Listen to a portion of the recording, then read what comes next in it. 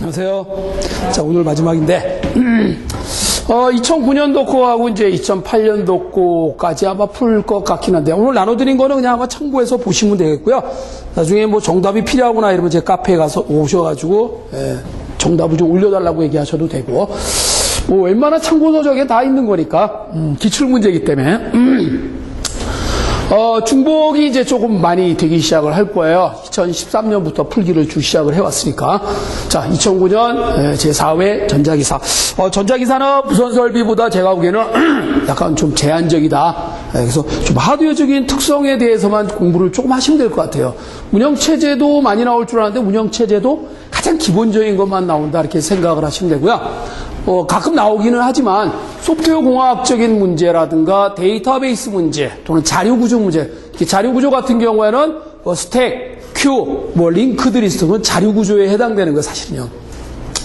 자, 그렇게 감안해서 용어에 대한 것만 여러분들이 잘 이해하시면, 그러니까 국어 실력으로 봐라, 그런 얘기예요. 아마 국어 실력으로만 봐도 아마 50점, 그러니까 절반은 맞을 수 있지 않나, 이렇게 생각이 들어요. 그러니까 최소한 꽈락은 면할 수 있다는 얘기죠. 거기 이제 플러스 알파는 용어를 정확하게 알아야 되는 그런 경우가 있고요. 여러분들 이제 전자과 출신이라면 논리적인 회로에 대한 기본 원리를 잘 이해하시면 될 것 같아요. 자, 문제 1번 풀어볼게요. 어셈블리 언어로 된, 요즘에 이제 소프트웨어를 좀 강화한다 그래가지고, 이제 소프트웨어 진흥협회에서 우리 교과 과정에 초등학교, 중학교, 고등학교에 이 언어에 대한, 그러니까 소프트웨어 프로그램에 대한 거를 좀 정식 과목으로 넣자. 근데 이제 좀 형평에 안 맞고 이러다 보니까 이제 아마 좀 어려울 거예요. 랭귀지를 교과 과정에 넣으려면은 최소한 실습을 해봐야 되잖아요. 프로그램을 짜야 되기 때문에. 근데 이제 마이크로소프트사에서 지원을 해준대요. 그러니까 비주얼 스튜디오 같은 툴을, 도구를 갖다가 무료로 쓸 수 있게만 한다면, 비주얼 스튜디오만 제공해주면은 거기에 비주얼 C#이라든가 C++이라든가 비주얼 C++이라든가, 다 됩니다. 그냥, 물론 이제 마이크로소프트사에서 제공되어지는 비주얼 C++ 안에 C 언어가 그냥 그대로 포함되어 있는 거나 마찬가지예요. 그냥 C로 하시면 돼요. 그러니까 확장자만 여러분들 파일 네임은 마음대로 정의하지만 확장자만 C로 쓸 거냐, 예를 들어서 C++ 거냐, 이 차이예요. 그러니까 확장자가 C로 썼다는 얘기는 C 언어로 작성했다 그런 얘기야.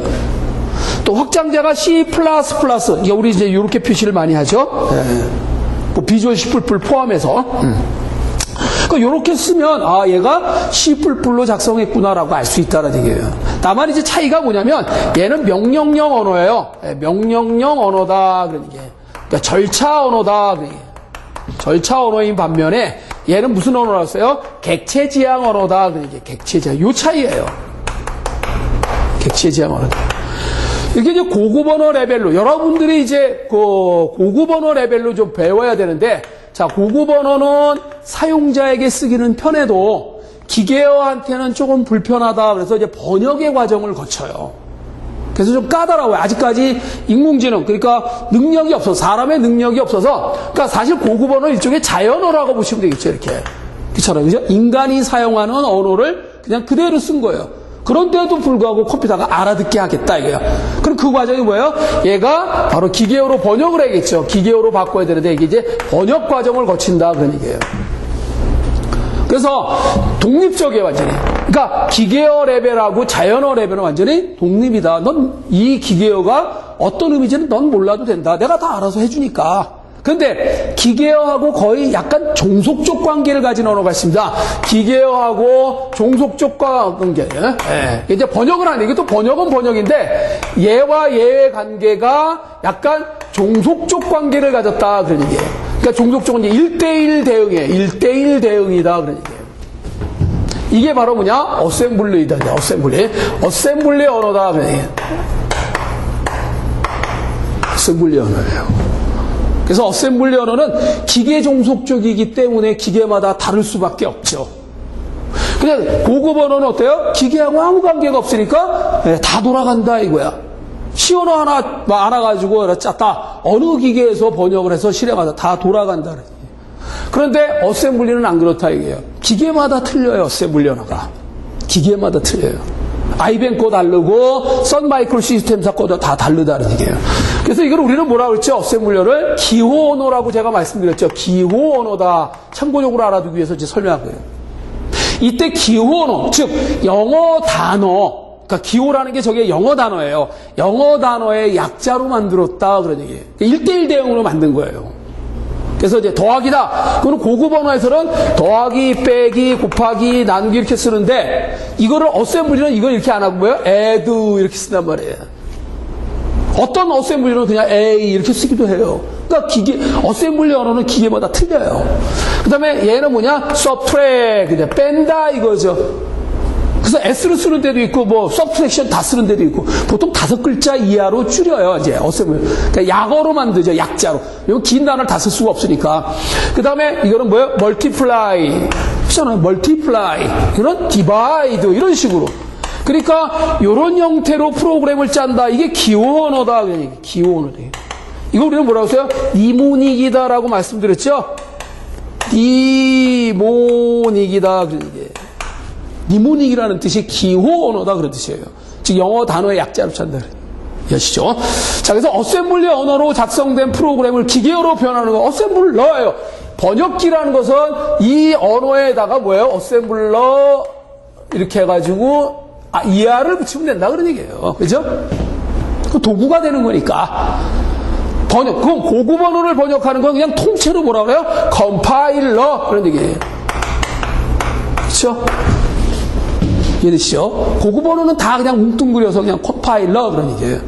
근데 이제 어셈블리는 어셈블러라고 얘기해요. 그러니까 그 번역 과정은 뭐라 그래요? 컴파일 그러죠. 컴파일 번역한다 그런 뜻이잖아요. 그럼 이건 뭐야? 어셈블 하는 것도 뭐야? 어셈블 그러잖아요, 그냥. 그죠? ER을 붙여서 도구가 된 거고요. 자, 그래서 여기는, 어셈블러가 정답이 되겠네요. 간단하잖아요. 이거 어려운 거 아니잖아요. 그죠? 자, 정답은 어셈블러가 됩니다. 어셈블리 랭귀지로 작성한 걸 기계어로 번역하는 번역기는 어셈블러다, 이거예요. 그죠? 자, 참고하시고요. 세 번째가 정답이 되고요. 다음은 무슨 연산을 동작을 나타낸 거냐? 앞에서 한번 했던 거죠? 다시 한번 할게요. 단 A와 B는 입력값을 의미하고 R1, R2, R3, R4는 레지스타를 의미한다. 그런 얘기예요. 첫 번째 레지스타, 두 번째 레지스타, 세 번째 레지스타, 네 번째 레지스타 그런 얘기예요. 그러니까 레지스타라는 건 메모리인데 일시적으로 보관하기 위한 메모리다. 그런 얘기예요. 레지스타는. 연산을 하는 과정에서 잠깐 보관하기 위해서 사용되는 메모리. 그러니까 약간 우리가 흔히 말하는 메모리는 주격장치는 조금 머물러 있는 기간이 좀 길어요. 근데 레지스타는 걔보다는 짧아요. 그 머물러 있는 시간이 장시간 머물러 있는 건 보조교육장치가 되는 거죠. 하드디스크나 플래시메모리 이렇게 주변 장치들. 자, 그러면 일단 화살표를 보면 그대로 해석하시면 돼요. B네 집에 있는 자료 너 나와. R1으로 나와라 이거야. 자, 그럼 간단하게 그림을 그려서 하면 그림을 그리면 쉬워요. 어쨌든 그냥 A하고 B는 뭐예요? 메모리예요. 이게 메모리다라고 했을 때 이건 메모리다. 여기는 A네 집이고 여기는 B네 집이다 이거야. 뭔지 모르지만 자료가 있다 이거죠. 가정한 거예요 그냥. 그런데 이 연산장치에 레지스타가 굉장히 많이 있겠죠. 요즘 많아요. 예전에는 이 레지스타를 이 연산장치 안에다가 넣는 기술이 없어가지고 많이 넣을 수가 없었어요. 집적을 할 수가 없었던 거야. 그래서 이제 CISC 구조가 될 수밖에 없는 명령어 구조인데 최근에는 이 CPU 안에다가 레지스타를 얼마든지 많이 넣을 수 있어요. 집적도의 기술이 좋아져가지고요.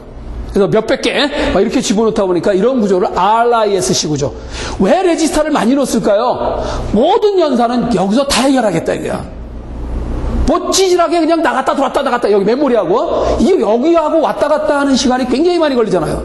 자체에서 연산하는 시간보다 메모리와 연산장치 사이에 IO가 느려요. 굉장히 느려요. 보통 느린 게 아니에요. 그래서 이제 중간에 캐시 메모리도 집어넣은 거고 원래 레지스타는 원래 이제 있었지만 많지는 않았었기 때문에 그런 거고요. CISC 구조는. 그러나 최근에 RISC 구조는 굉장히 많다. 자, 이거를 R1이라고 하자. 이건 R2라고 하자. 이건 R3라고 하자. R4라고 하자. R5 이렇게 이런 식으로 이제 붙이는 거예요. 보통 이렇게 많이 붙여요. 남바링으로 해요. 자, 레지스타는 각각의 기억 장소를 번호화 시켰습니다. 첫 번째 레지스타, 두 번째 레지스타, 세 번째 이렇게. 또 특정한 이름을 붙이기도 해요. 여러분 집에서 쓰는 PC는 AX 레지스타, BX 레지스타, CX 레지스타, DX 레지스타 이런 식으로 이제 특정한 이름을 붙이기도 해요. 이렇게 X를 붙이기도 했죠.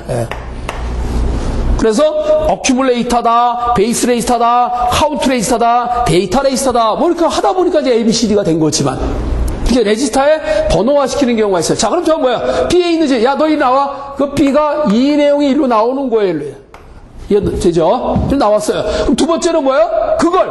자, R1이 가지고, 방금 전에 B에 있는 내용이 R1으로 나왔잖아요. 그걸 뒤집어서 네가 도로 가져라 이거야. 그러면 실제로 이제 두 번째까지 수행을 하게 되면 얘가 가지는 값이 뭐냐면 의미가 B의 보수가 되는 거죠. B를 뒤집은 거잖아요. B 값을. B가 가진 값을 1의 보수 취한 거예요. 그냥 뒤집기만 한 거니까. 1의 보수. 그리고 내려와서, R1에다, 그걸 이제 죄송합니다. R1이 뒤집어서 얘한테 줬네요. 그죠? 죄송해요. 그죠? 뒤집어서 얘한테 줬어요. R2에게 준 거잖아요. 그죠? 그 다음에 내려와. 세 번째는 뭐예요? 그러니까 R2가 가진 거는, 즉, R1은 B 값이지만, R2는 B의 보수다 이거예요. 1의 보수. 자, 그런데 세 번째는 뭐예요? 그 R2가 가진 값에다가, 즉, B를 보수 취한 거에다 1을 더하면 뭐가 되죠? 2의 보수가 되겠죠? 그래서 얘가 뭘 갖냐면, 그거를 R3가 가져요. 얘한테 줬습니다. 그럼 얘는 B 값이고 얘는 B바가 되고 얘는 B바 플러스 1이 되는 거네요. 그죠? 차례대로. 그리고 A. 자, R4에다가 야, 너 나와. A네 집에 이제 나오세요. 그래서 이리로 나왔어요. R4는 이제 A. 그죠? 그리고 마지막에 뭐예요? R3에다가 4. 얘하고 얘를 더해라. 그런 얘기예요. 그럼 더하면 되죠. A에다가 B바 플러스 1은, 이건 의미적으로 뭐예요? A-B와 같다. 그런 얘기죠. 빼기를 어떻게 하는 거예요? 2의 보수 취해서 더한다. 그런 얘기죠. 그렇잖아요. 그죠? 그러니까 뺄셈의 결과가 얻어지는 거예요. 실제로 저 계산의 마지막은 이건데, 이거의 의미가 뭐냐 이거예요. A-B다. 그런 얘기예요. 이해되시죠? 뒤집는 거예요. 뒤집는 개념이다. 왜 여기다 하나 더 더했는데요? 이걸 이제 캐리가 발생하면 버리는 거예요. 2의 보수에 대해서는 마지막에 이렇게 더했을 때에 이 더하는 계산의 결과에 뭐가 나온다? 캐리가 만약에 발생, 그거 버리면 돼요. 캐리가 발생하지만 1의 보수였다면은 그 캐리를 되돌려서 더해줘야 되지만 그래야 동등 레벨이 되잖아요. 결과는 맞아야 되니까. 어쨌든 서울만 가면 되는 거예요. 뭐 돌아가든지 직선으로 가든지 이렇게. 어쨌든 결과가 얻어지기만 하면 된다. 그래서 그 결과가 얻어지는 세 가지 방법, 이제 부호절대치 방법, 1의 보수 방법, 2의 보수 방법, 알고리즘이 조금씩 틀리잖아요. 결과가 똑같이 되기 위해서. 자, 그래서 서브트랙션, 뺄셈의 의미를 나타내는 마이크로 동작이에요. 저걸 왜 그냥, 선생님 그냥 이렇게 그냥 딱 쓰면 알아서 결과 탁 나오면 되지 않냐? 컴퓨터는 이거를 한 번에 한 방에 못합니다. 이렇게 4단계를 거쳐서 계산이 나오는 거예요, 결과가. 그래서 그 하나의 작은 동작을 뭐라 그래요? 마이크로 동작이다. 그런 얘기예요. 그 마이크로 동작이 작은 동작인데 그 기준이 뭐냐? 하나의 클럭 펄스에 의해서 이루어지는 동작이다. 그런 뜻이에요. 클럭 펄스 하나. 그 클럭 펄스가 4개 필요한 거예요. 명령어. 이 A에서 B를 빼기 위한 명령어가 수행될 때 클럭 펄스가 4개 필요하다. 그런 얘기예요. 이해하시죠? 서브트랙션 되는 거. 뺄셈이 된다. 그런 얘기예요. 자, 그래서 자료를 로드하고 1의 보수를 취하고 2의 보수를 취하고 또 자료도 로드하고 같이 동시에. 이 컴마는요, 저기 세 번째 식에 보면 컴마가 나와 있잖아요. 컴마는 뭐냐면 얘하고 얘를 클럭 펄스 하나에 의해서 동시에 하라. 그런 얘기예요. 그러니까 이 컴마의 의미는 동시연산자예요. 동시연산자다. 그러니까 좌우에 있는, 컴마 좌우에 있는 연산을 동시에 하라. 그런 얘기예요. 마이크로 동작에서는 이렇게 해석을 하셔야 돼요. 순차 동작이 아니라 동시에 하는 동작이에요. 동시. 그럼 반드시 동시에 하려면 어떻게 돼요? 아무 관계가 없어야겠죠? 이게 서로 종속적인 관계를 가지면 어떻게 돼요? 문제가 생긴다 이거야. 문제가 생기거나 순차적으로 했을 때의 결과가 달라요. 자, 그러면 한번 이거 해볼게요. 제가 이렇게 설명할게요.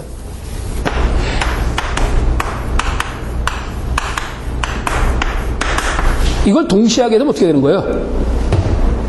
교환이죠? 교환이에요. 근데 이게 순차적으로 하면 교환이 아니에요. 일단 B에 있는 걸 A에다 넣었다가 그 A를 다시 B로 집어넣으니까 똑같이 돼버리죠. 순서대로 하면. 근데 이걸 동시에 하면 샥 바꾸는 거란 말이에요. 이렇게. B는 A로 가고 A는 이렇게 간단 말이에요. 이렇게 이루어지는 거예요. 동시에. 그러니까 교환이 되는 거예요. 교환. 이해되시죠? 자, 달라요. 그러니까. 의미가 달라진다는 거예요. 이해하시죠? 그러니까 이런 동작은 존재할 수가 없습니다. R1에다가 R3의 내용을 집어넣고 R1에다가 R2 이거는 의미가 없는 식이다. 왜요? R3의 내용하고 R2의 내용이 동시에 R1으로 들어가 버리면 누구 걸 받을 거? 안 된단 말이에요. 순차적이라면 상관이 없는데 동시에 하라면 이런 거는 의미가 없다. 그런 얘기예요. 에라예요, 사실. 이런 표현은 안 된다는 얘기죠. 그러니까 이게 굉장히 중요해요. 컴마라는 기호가 아무것도 아닌 것 같지만 이게 연속적이냐 아니면 동시냐의 의미가 굉장히 달라져요. 해석이 달라지는 거야. 참고하시고요. 자, 그래서 어쨌든 간에 정답은 subtraction, 뺄셈이 되는 거고요. 자, 캐시 메모리 매핑. 왜 매핑을 해야 될까요? 서로 용량이 틀리기 때문에 다 못 들어가잖아요. 일부만 들어가기 때문에 어떤 놈이 들어가 있는지 안 들어와 있는지를 알아야 있으면 갖다 쓰면 되고 없으면 다시 불러와야 될 거 아니에요. 그죠? 그래서 매핑을 해야 된다 그런 얘기예요. 매핑 테이블이 필요해요. 그래서 주소를 갖고 매핑하는 거를 뭐라고 했어요? 직접 매핑이라고 했어요. 내용에 의해서 매핑하는 걸 뭐라고 했어요? 어소시에이티브 매핑이라고 했어요. 여러분들이 그 게시판이나 홈페이지를 방문하면 항상 존재하는 게 여러분들이 꼭 하는 일이 뭐예요? 추가 정정 삭제 검색이에요. 추가 정정 삭제 검색이잖아요. 우리는 데이터베이스, DB를 구축한 이유가 뭐예요? 추가 정정 삭제 검색하려고 그러는 거예요. 그래서 항상 검색창 뜨죠? 네가 찾고 싶은 건 뭔지 나한테 말해봐. 내가 다 찾아줄게. 그래서 데이터베이스화를 하게 되면 사용자가 검색을 하기 위해서 그 검색하려고 하는 내용 갖고 내용을 찾아주는 거예요. 야, 258번지에 있는 거 나와. 아, 내가 258번지에 있는 게 뭔지를 어떻게 알아요? 그죠? 내가 찾고자 하는 거를 검색창에다가 쓰면 돼요. 이재환 딱 쓰면, 아, 이게 내용이잖아. 이재환에 대한 내용 쫙 나온다, 이거예요. 되게 빨리 찾아줘요. 이게 내용에 의한 검색이다. 그래. 데이터베이스는 그렇게 만들어놨어요. 그러니까 회로가 좀 복잡하긴 하지만, 어소시에이티브 매핑은, 그러나 굉장히 검색을 빨리 할 수 있다. 그래. 그리고 여러분들 게시판 같은 경우 보면, 새로 글 달면 뭐예요? 추가가 되는 거고. 달았던 글 마음에 안 들면 지워버릴 수도 있고, 그죠? 달았던 글의 내용에 글자가 틀렸다면 정정도 하잖아요. 그러니까 하는 일이 맨날 추가 정정 삭제예요. 그죠? 그러니까 데이터베이스에 의해서 여러분들 하는 일이 뭐냐? 데이터베이스를 조작하는 기능이 뭐예요? 추가 정정 삭제 검색이다. 그런 얘기예요. 그런데 DB는 검색을 할 때 뭘로 검색한다? 주소를 갖고 검색하는 게 아니라 내용을 갖고 검색한다. 그런 매핑을 뭐라 그래요? 어소시에이티브 매핑이다. 그런 얘기예요. 그러니까 경우에 따르면 이제 두 개를 혼합해서 하기도 해요. 직접 매핑하고 어소시에이티브 매핑을 혼합하기도 합니다. 그래서 세트 어소시에이티브 매핑이라고 그래요. 그래서 매핑 방법의 종류는 세 가지. 직접 매핑, 영어로 다이렉트 매핑, 그 다음에 어소시에이티브 매핑, 그 다음에 세트 어소시에이티브 매핑. 인다이렉트 매핑이라는 건 없어요. 의미가 없어요. 아, 가뜩이나 늦어 죽겠는데 뭘 또 간접으로 가. 더 늦지. 그죠? 예. 자, 그래서 간접 매핑이라는 거는 존재하지 않습니다. 예. 그래서 어쨌든 문제는 뭐예요? 두 개를 이상 워드가 반복하여 접근된 히트율이 상당히 떨어질 수 있는 방법. 그러니까 같은 인덱스를 가졌으나 어쨌든 이건 주소에 의해서 찾아간다는 뜻을 설명한 거예요. 문제의 그림이. 국어 실력으로 따지면. 그러니까 아예 내용에 의한 뭐 이렇게 나오면 그건 무조건 어소시에이티브 매핑인데 내용이라는 단위 안 하고 태그라는 건 꼬리표잖아요. 꼬리표가 주소예요. 그 주소를 갖고 찾아간다라는 얘기예요. 직접 매핑이다 이렇게 얘기를 해요. 참고하시고요. 그래서 다이렉트 매핑 첫 번째가 정답이 되겠고요. 다음 중 버스 사용을 중지하는 방법이 아닌 것은 자, 이 컴퓨터는요. 컴퓨터 내에서의 연결 방법이 일단 네 가지가 있어요. 연결 방법. 내부 연결 방법이 어떤 연결이냐면, 내부 연결 방법이, 직렬 방법, 직렬, 그 다음에, 병렬, 전송, 직렬 전송, 병렬 전송, 그 다음에, 버스 전송. 그 다음에 직접 전송.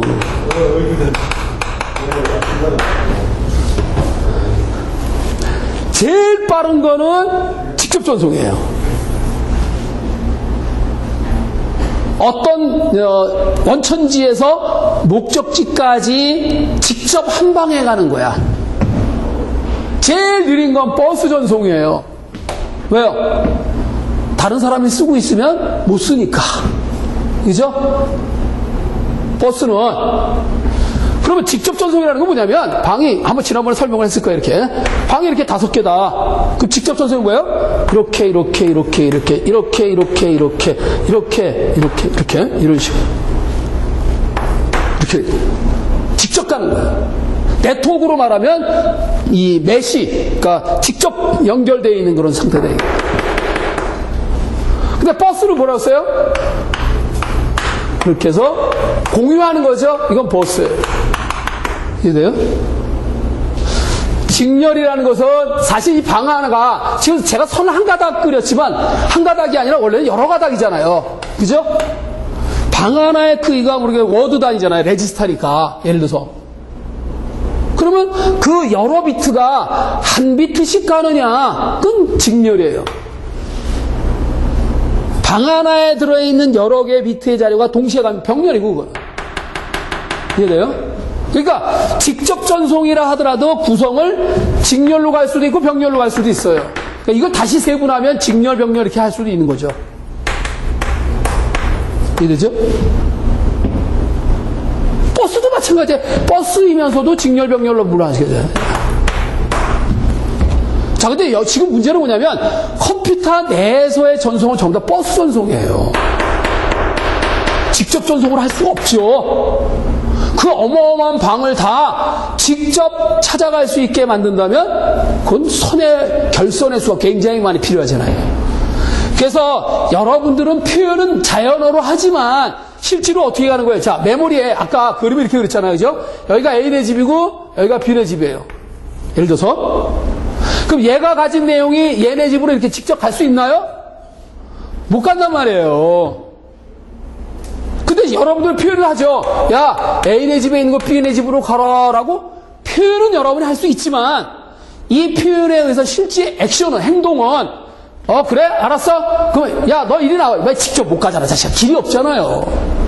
너 이리 나와. 이리로 나와서 여기 뭐예요? 레지스타예요. 그래서 이렇게 집어넣는 거예요. 레지스타를 경유해야 돼요. CPU를 경유해서 이동하는 거예요, 원래는. 그것까지 내가 일일이 쓰면 귀찮잖아요. 그러니까 여러분의 표현은 이렇게 했지만 실제로 컴퓨터는 뭐예요? 레지스타로 불러다가 로드 스토어 나와 들어가 이렇게 되는 거예요. 근데 버스로 연결되어 있기 때문에 얘가 지금 사용하고 있다면 다른 놈이 일로 못 나오죠. 중재를 해야 돼, 중재자예요. 그래서 중재라는 말 쓴 거예요. 자, 중재를 하는 방법이 뭐냐? 자, 그래서 이 병렬 방법이 있고, 직렬 방법이 있고, 폴링 방법이 있어요. 그냥 간단하게 얘기하면 그냥. 병렬은 뭐예요? 동시에 가는 거예요, 동시에. 여러 개. 그러니까 버스가 굉장히 많이 있지만 비어있는 버스는 다 활용할 수 있게끔 만들어진 거를 병렬 전송이라고 그래요. 그리고 직렬 중재는 다른 말로 데이지 체인이라고 그래요. 직렬이니까. 그리고 폴링은 소프트웨어적인 방식으로 의한 중재다 이렇게 생각하시면 소프트웨어. 좀 느리죠. 근데 핸드쉐이크는 버스의 사용 중재하고 아무 관계없는 용어예요. 우리가 통신을 할 때 우리가 제어 신호죠. 일종의 어이 내가 자료 보낼 테니까 준비됐냐? 예 준비됐습니다. 보내세요. 잘 받았냐? 예, 잘 받았어요. 아니면 잘못 받았어요. 이런 그 어떤 제어 신호를 주고받는 그런 개념의 의미가 핸드쉐이킹이다 그런 얘기예요. 그러니까 버스 중재하고는 아무 관계없는 용어의 핸드쉐이킹은 네 번째가 정답이 되겠고요. 자, 버스 중재는 버스 경합이 발생한 경우, 그러니까 서로 버스를 쓰겠다고 이렇게 발생을 하면 이 마스터, 주인이잖아요. 버스 마스터가 다 통제를 해요, 이제. 야, 지금 누가 쓰고 있는데 기다려, 임마. 이렇게 해서 이제 어떤 순서대로 그 버스 라인을 쓸 수 있게 만들어주는 의미들을 부여한 거다, 그런 얘기죠. 그래서 이제 병렬 방식, 직렬 방식, 그 다음에 이 중앙 집중식이 이제 중앙에 있는 하나 가지고 통제하는 거죠, 전체를. 이제 분산되어 있는 건 분산에 의한 것. 마지막 거는 이제 소프트웨어적인 방식으로 폴링에 의한 중재 방식, 이렇게 이제 용어가 나온 겁니다, 사실은. 자, 이렇게 해서 버스 중재라는 게 뭐냐? 말 그대로 중재하는 거예요, 그냥. 버스 사용권을 득해서 써야 돼요. 지 멋대로 가는 거 아닙니다. 누가 쓰고, 왜? 문제가 생기면은, 심각한 오류를 발생할 수 있으니까 서로 통제해가면서 쓸 수 있게끔 운영하는 거를 의미한다. 이거 중재라는 말 참고하셔라고요. 참 재밌는 문제네요, 그래요. 자, 여러분 원래 20 나누기 3. 우리는 이제 구구단을 배웠잖아요. 그러면 구구단을 알기 때문에 우리는 곱셈과 나눗셈을 할 수 있는 거예요. 곱셈 하려면 뭘 알아야 돼요? 구구단 알아야지. 근데 나 구구단 몰라. 구구단을 모른다고 그래요. 저는 사실 그래요. 물론 저 어렸을 때도 참 매도 많이 맞아갔죠. 자, 구구단 외우느라고 정말 5단 넘어가니까 이제 그때부터는 막 그냥 머리에 쥐나는 거예요, 이제. 그래도 그런 대로 5단까지는 외웠는데 6단, 7단 넘어가니까 숫자가 커지니까 감이 안 잡히잖아요. 그죠? 예.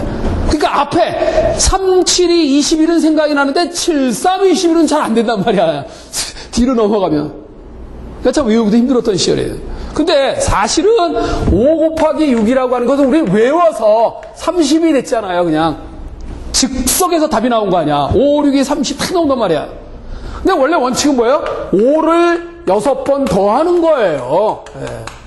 이 의미예요. 이 기호를 반복해서 더한다의 기호가 곱셈 기호예요. 반복해서 더한다 그런 얘기예요.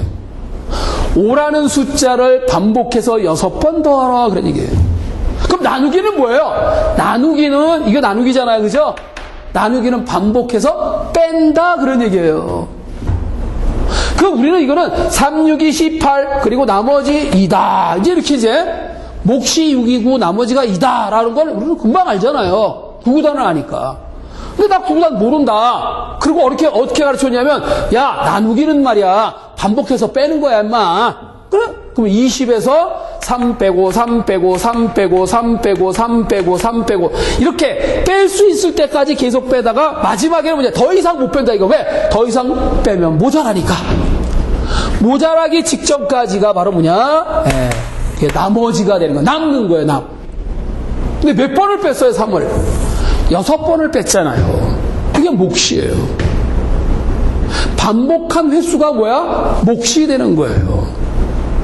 그렇게 빼고 난 다음에 이 피제수보다 제수보다 작아지면 이게 뭐다? 나머지가 된다 그런 얘기예요. 이해하시죠? 그래서 그 알고리즘이 이게, 자, 일단 Q는 뭐냐면 몫이 들어갈 방의 이름이에요. quotient, 몫이라는 뜻의 영어 단어예요. 목. 일단 처음에 시작할 때는 카운트를 하기 전에 이제 Q를 0으로 해놨어요. 그리고 내려와서 X가 Y. 자, X가 Y보다 작다면 그러는데 이게 X고 이게 Y예요. 그럼 결국은 뭐예요? X에서 Y를 계속 빼는 겁니다. 이렇게. 이해됩니까? 계속해서 X를 빼면, X에서 Y를 빼면, 뺄 때마다, 한 번씩 뺄 때마다 Q 값을 1 증가해요. 카운트하는 거예요, 그러니까. 너 몇 번 뺐냐? 그런 얘기예요. 그러니까 뺀 횟수가 아까 뭐라고 했어요? 몫이라고 했잖아요. 그죠? 근데 언제까지 반복을 해요? X가 Y보다 크거나, 그러니까 X가 Y보다 크거나 같으면 계속 빼는데, 그렇지 않으면 뭐라고 했어요? X가 Y보다 작으면 3으로 수행한다, 이게. 3으로 가면 뭐예요? 그 X값을 R에다 저장해라. 이 R이 뭐의 약자면? 리마인더. 나머지라는 뜻의 영어 단어의 약자예요. 리마인더의 약자예요. 리마인더. 이해하셔요? 나눗셈이에요. 이게 나눗셈 알고리즘이에요. 간단하죠? 나눗셈 어떻게 하는 거다? 계속 반복해서 빼는 거다. 뺀 횟수가 뭐다? 몫이 되고, 뺄 때까지 빼다가 제수보다 작아지면 그게 나머지가 된다. 그런 얘기예요. 이해하시죠? 이해하시죠? 네. 자, 나눗셈이에요. 네 번째가 정답이 되고요. 라번이 정답입니다. 타이머에 의한 인터럽트는 뭐냐? 우리가 이제 컴퓨터에서 발생할 수 있는 예기치 못한 일들이 굉장히 많아요. 그래서 그걸 기준을 어떻게 잡았냐면 그냥 간단합니다. CPU에서 발생하면, 이건 여기서 발생하면 내부예요. CPU 바깥에서 발생하면 뭐예요? 이건 외부예요. 외부다 이거예요. 그 차이예요. CPU 안에서 발생했냐, CPU 주변이냐에 따라서 내부, 외부를 이해하는 거예요. 이해되죠? 그러니까 CPU가 연산할 때 0으로 나눈다. 자, CPU 안에서 나눗셈 명령을 할 때 0으로 나눴다. 못 나누잖아요. 그런 건 내부 인터럽트예요. CPU 안에서 발생했잖아요. 그죠?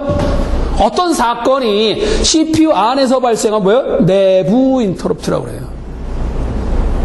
CPU 주변에서 일어난 뭐예요? 외부 인터럽트예요. 그러니까 정전도 사실은 외부 인터럽트예요. 이해돼요? 정전 가장 급한 거지만 어쨌든 정전은 파워가 끊어지는 거잖아요. 그죠? 외부에서 전원 공급이 끊어. 이것도 외부예요. 그럼 우선순위가 가장 높다 그러는 게 왜? 제일 급한 놈이니까. 그 다음이 내부예요. 내부가 이제 그 다음으로 급해요. 왜냐면 똑같은 시간이라 하더라도 이 안에서 하는 일이 더 많죠. 똑같은 시간 안에 하는 일이 많다는 얘기 뭐예요? 손해가 많다는 얘기죠. 그러니까 일단 우선순위가 가장 높은 건 뭐예요? 정전이 일어나면 백업을 받아야 돼요. 하던 일을 그대로 보완해. 백업 받았다가 다시 전원이 들어오면 다시 재개를 해야 되니까 이 백업이 굉장히 중요해요. 그래서요. CPU 안에서 발생하면 뭐다? 내부 인터럽트. 굉장히 급한 거죠, 이거는. 왜요? 얘는 어마어마하게 작은 짧은 시간에도 많은 일을 하기 때문에 부가가치가 굉장히 크다 이거예요. 그래서 우선순위를 높이 둔 거예요. 그 다음 이제 외부예요. 외부가 이제 뭐냐? 바로 이제 타이머라는 건 뭐냐면 시계예요, 시계. 이 컴퓨터 안에 시계가 굉장히 많이 있어요. 여러 가지 그 기능을 발휘하는 시계들이 많이 있습니다. 뭐 시한폭탄도 있고요. 뭐 예를 들어서 화면 보호기 같은 경우가 바로 이제 시계. 이 사람이 키보드를 스트로크를 안 했다. 이거 한 번도 즉 일정한 시간 동안에 키보드를 한 번도 안 눌렀다는 게 뭐야? 이런 컴퓨터 쓰려고 하는 게 아니구나. 지금 어디 다른 볼일 보러 갔나 보다. 그래서 화면을 보호해 준다든가 전력 소모를 좀 줄여야 되잖아요. 그죠? 아깝잖아. 일도 안 하는데 에너지가. 그래서 여러분들은 자동차도 드라이브에다 놓지 말고 서 있을 때는 중립에다 놔라 이거야. 그렇잖아요. 왜 가지도 않은 거를 왜 드라이브에다 놓냐고. 중립에다 놓으면 연료 전략이 조금 된다 이거예요. 시동을 끄면 더 좋고. 근데 이제 시동을 껐다 켰다 하려면 이제 그거에 다 마모되는 것도 있으니까. 이 스타트 전원이 또 필요하기 때문에. 그래서 어쨌든 좀 운전면허 시험에 꼭 그러잖아요. 이제 가다가 신호등에 걸리면 자동차 중립에다 놔라 이게. 시험에 중립에다 놓으면 벌점이에요. 깎여요. 합격이 안 되는 거죠. 여러분도 아마 운전면허 이제 아마 따셔야 되지 않나 이렇게 쓰는데 따신 분도 있지만, 그러니까 쫄지 말고 그냥 똑바로 앉아서 그냥 가요. 그냥 잘 갑니다. 물론 이제 아무래도 모든 시험이 그렇잖아요. 쫄게 마련입니다. 뭐 하나 처음에 첫 단추가 잘못 껴지면 그다음부터 줄줄이 나가요. 그죠? 당황해가지고. 이제 경험입니다. 그렇게. 그래서 여러분들이 이제 옆에 그 동료나 뭐 아는 뭐 아버지나 뭐 이렇게 운전하시는 분 옆에 탈 때 항상 예의주시해 가면서 그런 걸 한번 느껴야 돼요. 본인이. 그런 걸 느끼시면 빨리 학교 뭐 요즘 뭐 필기 시험은 굉장히 쉬운 거니까 뭐 어렵지 않죠. 그대로 다행인 게 그 문제은행식으로 이렇게 아마 낸다고 합니다. 어쨌든 옛날에는 정말 어려웠어요. 하드웨어도 시험 나오고 막 그냥 기기에 대한 것도 참 어려웠던 시절인데 92년도인가 그때 딴때 굉장히 오래됐죠. 자, 어쨌든 그래서 이 타이머는 뭐냐면 예를 들어 이런 경우 써먹는 게 뭐냐. 여러분들이 프로그램을 돌렸는데 안 끝나는 거야. 그럼 마냥 돈다는 얘기죠. 그럼 마냥 돌 수 있나? 언젠가 제한된 시간 안에 이상하다 이거 왜 안 끝나지? 끝날 때쯤 됐는데 타이머가 시간을 재요. 째깍 끝날 무렵 됐는데 왜 안 끝나냐? 인터럽트를 거는 거예요. 그러니까 타이머에 의한 인터럽트는 무한 루핑, 무한 반복 돌 때 그때 타이머에 의해서 인터럽트를 걸어줘요. 좋잖아. 물론 여러분이 제시하는 거죠. 야, 이 프로그램은 최소한 10분 안에는 끝난다. 만약에 10분 안에도 안 끝나면 뭔가 나한테 보고해라 이거야. 그게 인터럽트잖아요. 외부 인터럽트, 타이머에 의한 인터럽트. 제한된 시간, 무한반복 도는 경우를 우리는 이 트랩은 똑같아요. 내부 인터럽트라고 같은 말이에요. 트랩이. 내부 인터럽트는 트랩이라고도 해요. 같은 말입니다. 내부 인터럽트하고 그 트랩이라는 말하고 같은 말이에요. 자, 프로그램에 의한 인터럽트가 이제 소프트웨어적인 인터럽트를 의미하는 거고요. 자, 참고하시기 바랍니다. 어쨌든 이거는 외부 인터럽트다. 외부. 첫 번째가 정답이 되겠고요. 다음 명령어 형식이 다음과 같다고 할 때 이에 대한 설명을 이렇게 디자인했다 이거야.